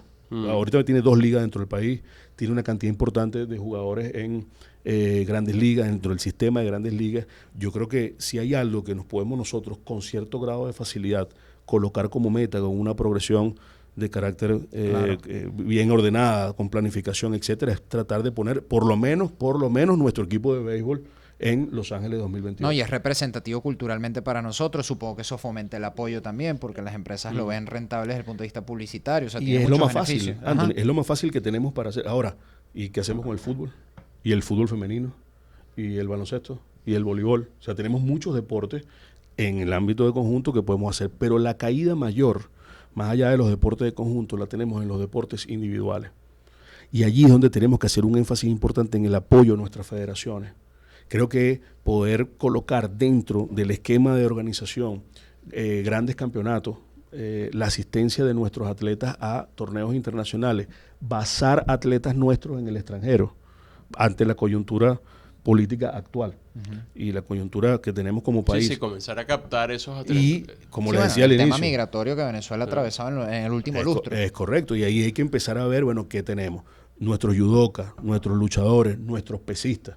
Yo creo que tenemos una habilidad enorme, pero eso combinado con la realización, como les dije, de unos buenos juegos nacionales, de manera constante, planificada, donde no sea un ventetú y no lo hagamos de ya para allá a última hora, sino que podamos ir planificando actividades. Estoy seguro que nos va a permitir en el mediano y largo plazo volver a subir en la palestra internacional. Quizás el hecho de no obtener una medalla, que es algo como un tabulador o un medidor que podamos tener en estos resultados de París 2024, nos debe llevar a una profunda reflexión de cómo nosotros podemos abordar este escenario. Ahora, pedirle a nuestros atletas, más allá de lo que humanamente y técnicamente nos puedan dar, creo que no es lo más adecuado. Así que el debate de eso pudiera llevarnos horas para poder determinar muchas cosas dentro del ámbito deportivo nacional, que estoy seguro que mucha gente dirá, bueno, pero ¿cómo hacemos? ¿No? Es la pregunta que usted hace. Bueno, faltan muchos pasos para poder lograr volver al escenario competitivo internacional. En Beijing tuvimos 100 y tantos atletas, creo que fueron 110 atletas que tuvieron al final en Beijing, y fue una casualidad donde tuvimos 2 equipos de vóley, donde tuvimos todo equipo. El equipo de softball. El equipo de softball también. Entonces, bueno, ¿por qué no nos ponemos como meta eso? Tratar de meter 3 buenos equipos allá. El softball femenino, que hay que apoyar, porque estoy seguro que tiene oportunidad eventual de clasificación. Competitivo, sí. Y otros deportes que pudieran eventualmente competir, y que, por ejemplo, no podemos estar pensando que no hay oportunidad de clasificación. Siempre yo debatía esto con muchos planificadores en el Ministerio de Deportes y en el IND, y cuando salían estos temas, porque me decían, no, pero es que no tienen ninguna oportunidad. Entonces no hacían un esfuerzo en el tema de clasificación, y cuando ya querían hacer el esfuerzo, porque la delegación quizás no era tan amplia, ya no daban los lapsos. Y no daban los lapsos por no asistir a los challengers, a las paradas, a los eventos clasificatorios, etcétera. Y sí, hay una coyuntura nacional que es muy compleja, que hay que planificarnos, poner la mano en el corazón y poner en la mesa todos los escenarios posibles. Claro, o sea, obligados por la coyuntura a jerarquizar hasta cierto punto dónde se hacía la inversión o no. Eso por tiene duro 3 que ciclos suene. pasando, no sé si lo dijo Juan, pero sí, Juan tocó a grosso modo la mayoría de lo que tú estás diciendo. 3 ciclos olímpicos pasando. No es que de la noche a la mañana. En el ciclo de Río, ok, clasificó el baloncesto, de alguna otra manera hubo una delegación más o menos amplia, pero Tokio y luego ahora en París, oye, la cosa no está fácil. Pero insisto, hay muchas condicionantes alrededor y tenemos que tener una política de acción en lo logístico, una política de acción en lo económico, de atención a los atletas, de captación de talentos. Ahorita tiene que estar alguien captando talentos hacia Brisbane y más allá, 2036. Alguien tiene que estar pendiente de los deportes conjuntos. No es nada más, mira, ¿qué necesitas? ¿Cuántos balones son? No funciona de esa manera. Tienes que empezar a captar al muchacho que está. Y yo siempre parto de aquel principio de, bueno, tenemos un montón de gente afuera, vamos a llamarlos. Vamos a hacer que ellos compitan en las válidas que estén. De repente hay algún talento afuera que nos puede facilitar el camino en algún deporte. Claro. Que es duro, sí. Que tenemos que apoyar, sí. Bueno, vamos a hacerlo. O es que los demás países no naturalizan y no utilizan su gente que está afuera. Yo ponía el caso de Puerto Rico recientemente. Bueno, hay muchos países que lo hacen. Vamos a buscar todos, porque somos muchos. Para quien te escuche y todas las necesidades que tiene Venezuela actualmente sin la necesidad de entrar en ellas, ¿cuán es importante? Y creo que nosotros tenemos nuestra propia opinión al respecto, pero la respuesta no es para nosotros, repito, es para la audiencia. ¿Cuán importante es el deporte para un país, para una sociedad que valga la pena, por ejemplo, invertir en estas cosas y quien te argumente y no en otras, que considere más importante? Anthony, yo soy un convencido del rol social del deporte. Yo creo que el deporte aglutina muchas cosas y podemos hablar de modelos deportivos y pasar horas también hablando de modelos deportivos, porque el modelo deportivo inglés, que es totalmente privado, o el modelo deportivo americano, que es totalmente basado en lo privado y en las universidades, o el alemán, que tiene una mezcla de cosas. Nosotros podemos pasar horas hablando de ese tema. Sin embargo, la importancia del deporte es tan amplia que la mayoría de las nuevas tecnologías se prueban primero en el campo, digamos, de los Juegos Olímpicos, y luego la vemos a los años aplicada en nuestros celulares o aplicada en nuestra vida cotidiana.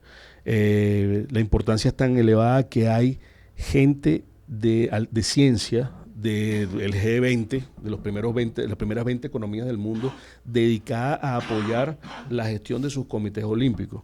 Entonces, ahí es donde nosotros debemos ponernos, como les decía, la primera meta es de clasificación y la segunda meta es de obtención de resultados. Si en esa meta de clasificación fallamos, va a estar muy difícil obtener resultados. Claro. Si tenemos una delegación corta, seguramente es la obtención de resultados, salvo gente como Yulimar, que es una fenómena, no sé, nuestros pesistas que estuvieron ahí rondando las medallas, salvo esos fenómenos, la gente de esgrima, salvo fenómenos que tenemos, pues son algunos, va a ser muy difícil. Ahora, cada vez va a ser más difícil poder sacar estos fenómenos bajo la coyuntura actual. Por eso hablo de basarnos en un proceso de clasificación elevado y dar un segundo paso que vaya hacia el tema de los resultados. ¿Cuán importante para los países? Bueno, hay delegaciones que se esfuerzan como meta tener 400 atletas, que están pensando en clasificar 400 atletas a los Juegos Olímpicos. Hay delegaciones de 600. Bueno, después hay otra meta para esos países que es obtener las medallas. Cuando tú veas la estadística, cuando revisas un poco la estadística de cómo se distribuyó el medallero de los Juegos Olímpicos en París, te das cuenta de que la gran mayoría de las medallas, ¿dónde están concentradas? En esos 20 países. En los 20 países que pusieron el todo por el todo, que tienen toda su ciencia. Bueno, las potencias, claro. Y son las potencias mundiales. Ahora, ve cómo, a pesar de que muchos países de Latinoamérica obtuvieron medallas, creo que se incrementó el número de países de la región, del continente americano, que obtuvo medallas. Muchos de estos países preparan a sus atletas en los países potencia. Y se codean y están allí con las potencias. Por eso hablo de que esta captación nos puede llevar a que salga un nadador por allí. Y es que Juan José nos los decía, él decía, parte del drama del deporte venezolano en general, él decía que todas las medallas y todos los atletas élite que Venezuela tiene actualmente, al menos en el contexto olímpico, todos se hacen afuera, diciéndolo salvo los pesistas, pues. Salvo los pesistas, y creo que hablaba de una judoka en Puerto Cabello, no sé si era karateca, no recuerdo el nombre de la chica para darle el crédito, pero sí, más allá de las pesas, bueno, Yulimar evidentemente en España, todos afuera. Y yo creo que, bueno, la misma coyuntura migratoria, 8 millones de personas, tal vez no en el muy corto plazo. Lo hemos dicho hasta de forma el jocosa fútbol, con el claro. respeto que merece esa situación en el fútbol. Sí. En 10 años en el fútbol, la cantidad de chicos o chicas con la posibilidad de representar a selecciones venezolanas en ese deporte va a ser infinita, con el añadido, el valor agregado de que se formaron y entrenan y compiten en contextos y entornos de primer mundo. Es correcto. El tema de poder capturar, convencer y hacer competir por nuestro país a esos hijos digamos, de venezolanos que están fuera por las razones y las circunstancias que sean, es muy importante. Si nosotros logramos como equipo olímpico poder aglutinar estos esfuerzos, estoy seguro que van a haber resultados. Por ejemplo, ahorita hay un cambio coyuntural en los Juegos Olímpicos de Los Ángeles, que tú vas a tener primero compitiendo a la natación y luego al atletismo.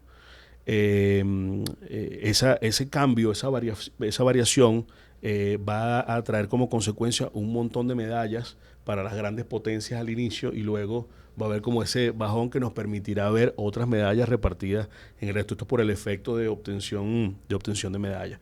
Cuando veamos el escenario de clasificación, porque no han sido publicados los manuales de clasificación hacia Los Ángeles, te vas a dar cuenta que cada vez las federaciones deportivas internacionales tienen un mayor control de su clasificación olímpica, incluso en detrimento de sus propios torneos.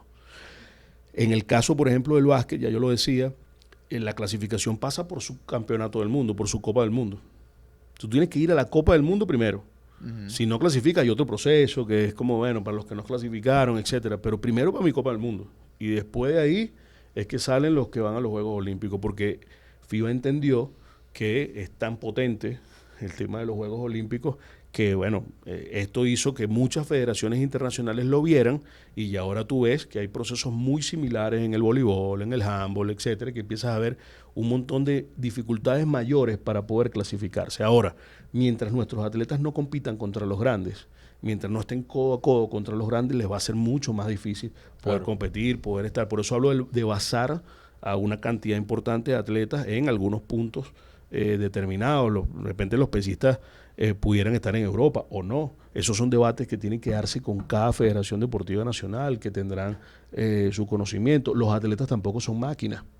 Los atletas no te dan un resultado porque le metas, no es una máquina que tú le pones dinero y te da saldo, una medalla. sí, le metes saldo. Vamos a meterle saldo al atleta, eso no funciona así tampoco. Hay muchas cosas que están alrededor de esto, y bueno, tenemos una coyuntura muy especial donde, bueno, es bien difícil poder ejecutar una lista de tareas de clasificación y de resultados, etcétera, con toda la coyuntura actual que tenemos. ¿Hay un recambio generacional en la dirección o en la gestión del deporte venezolano? Te lo digo porque eres profesor universitario y has tenido que, bueno, compartir con varias generaciones de estudiantes. O sea, ¿ves hoy un recambio generacional en la gerencia deportiva en nuestro país? Totalmente. Creo que hay un hecho que es, digamos, permanente dentro de cada una de las federaciones deportivas nacionales, y es que vemos y observamos día a día cada vez una mayor cantidad de jóvenes en cargos de dirección y de liderazgo dentro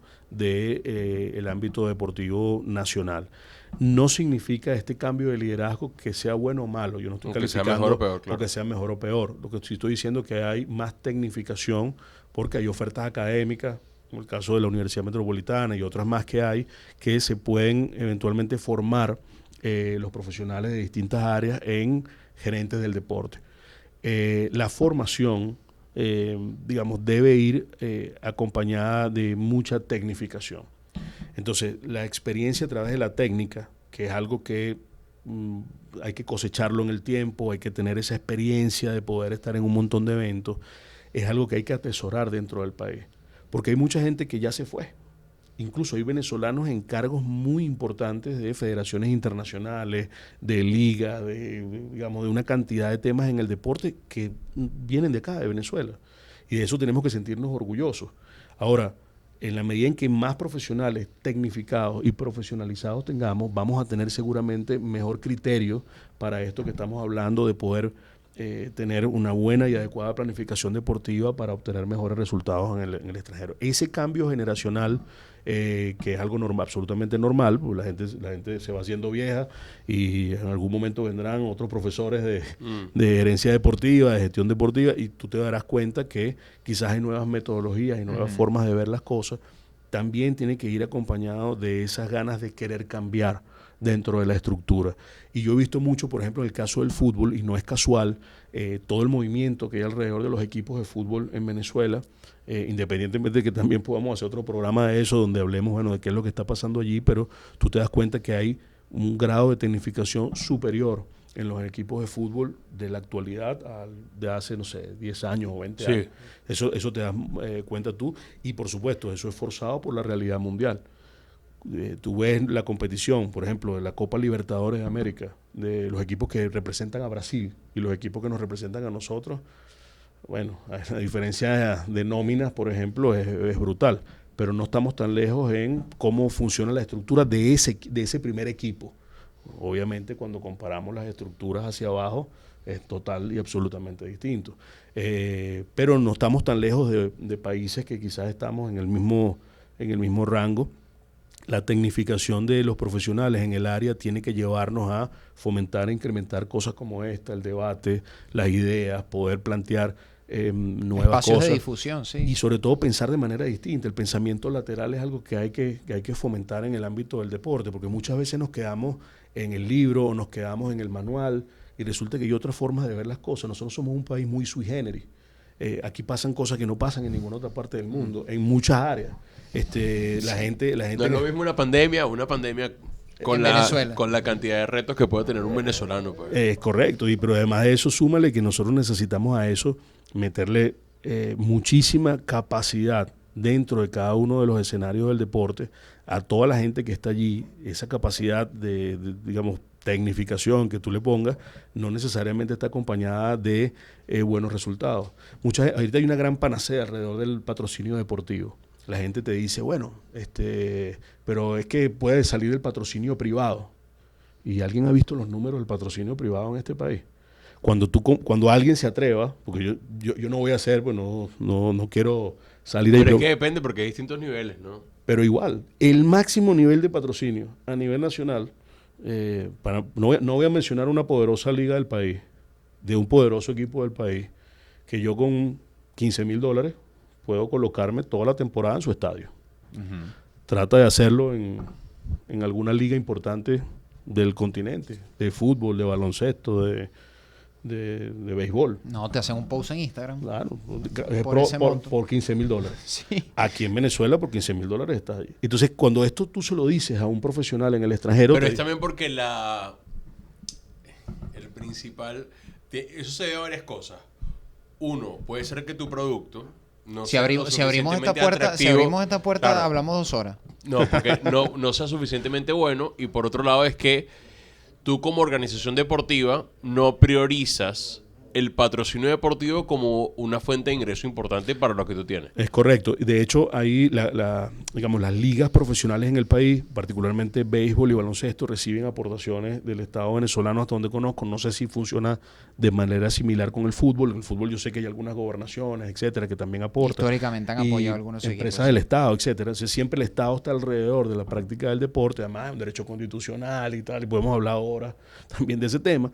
Pero lo que sí estamos muy claros desde el ámbito del patrocinio, del marketing, que estos profesionales formados, esa teoría tiende a estrellarse contra la realidad de nuestro deporte.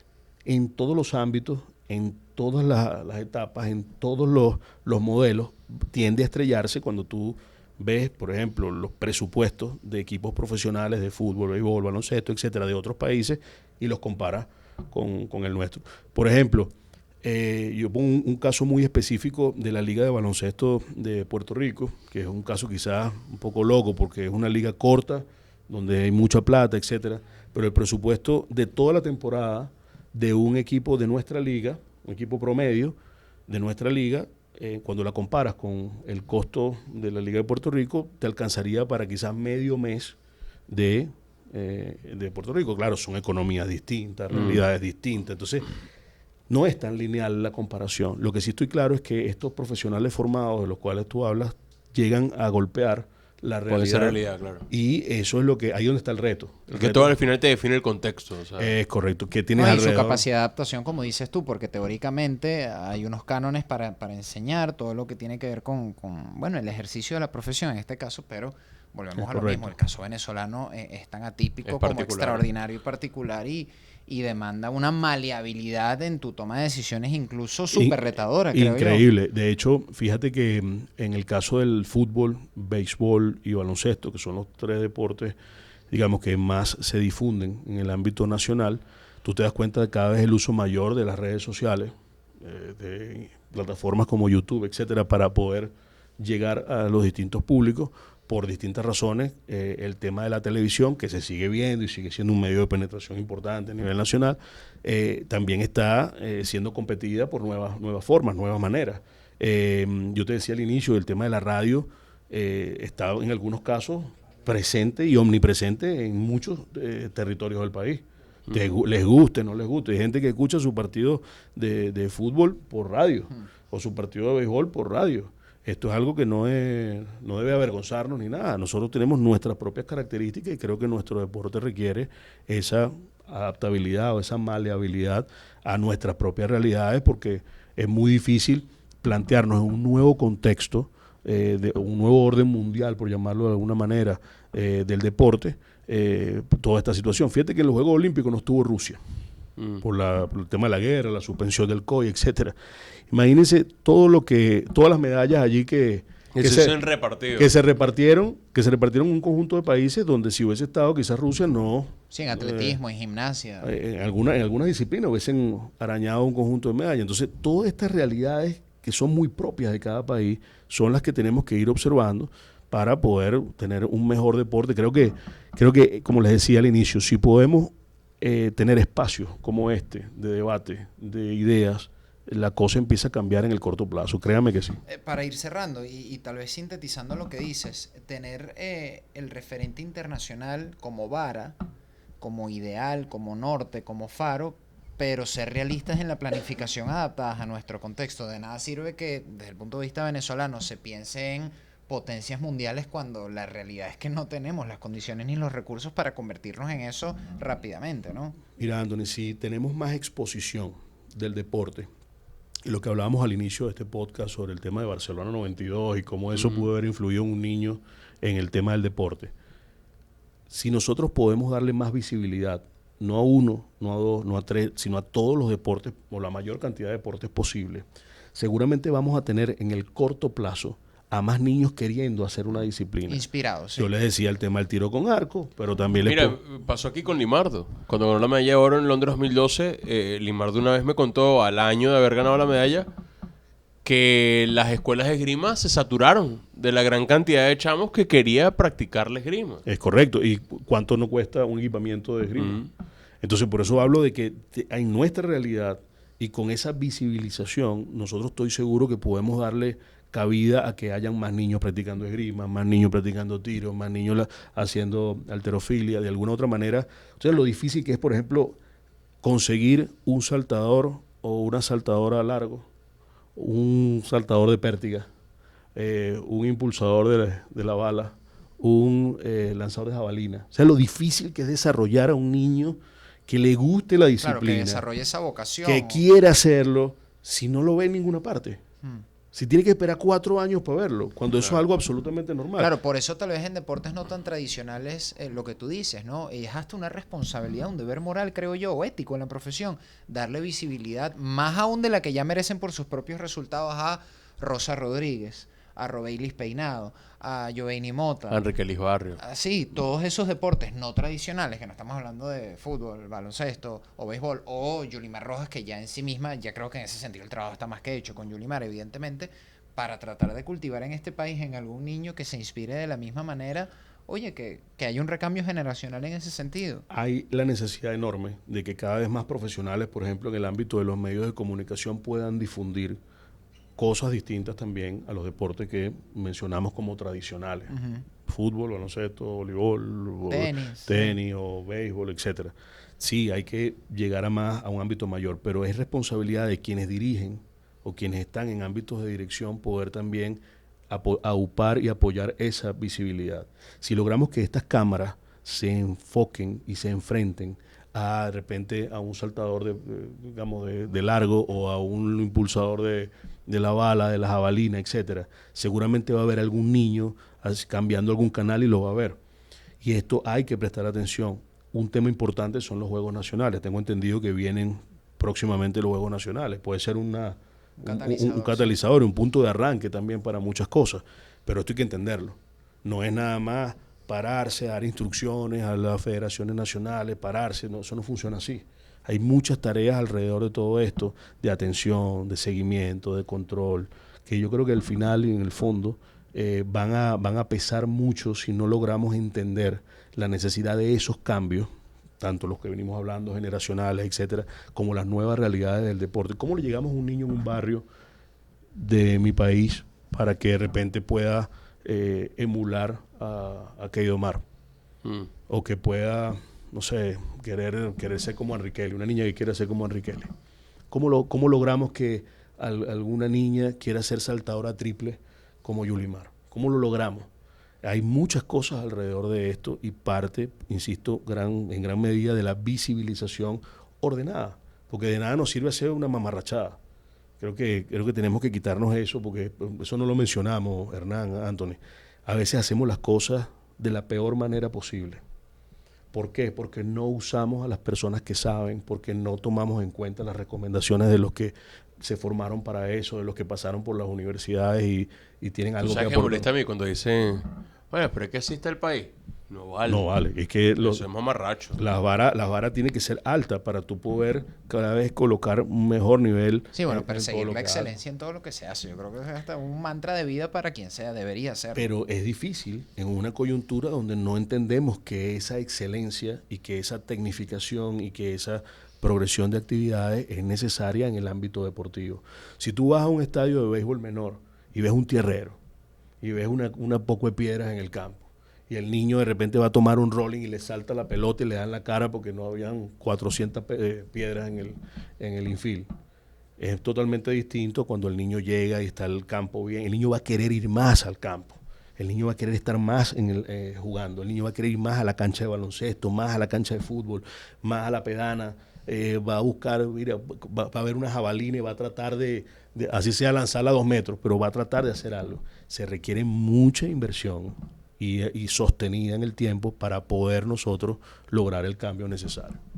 Bueno, este capítulo no sé si va en una sola parte o en 2 partes. No, como hora y 20 llevamos, pero súper nutrido, en verdad, muy completo. Gracias, Osvaldo, por la pedagogía, sobre todo. Bueno, creo que se nota leguas que eres profesor, que eres docente, y por la claridad de todos los conceptos. Creo que es súper valioso. Nos sirven los Juegos Olímpicos como excusa, pero creo que es una reflexión súper necesaria para, como tú dices, ¿no? Humildemente, y que sirva esta vitrina y otras incluso mucho más grandes que estas. Bueno, diagnosticar, hacer un pequeño aporte, o al menos revolver un poco en la conciencia de quien nos escucha y hacerse las mismas preguntas que nosotros, porque yo creo que la misma sociedad puede ayudar a hacer contraloría y, bueno, a exigir lo que merece, ¿no? Que el país, oye, evolucione no solo en el ámbito deportivo, sino en tanto en otros, pero en este caso el deporte es el que nos compete. Anthony, ustedes que están en este ámbito y que lo hacen de manera frecuente, no es descabellado pensar que a quienes nos observan y las personas que están interesadas en el deporte nacional puedan tener de repente un espacio como un gran conversatorio donde se pueda recopilar información, donde se pueda aglutinar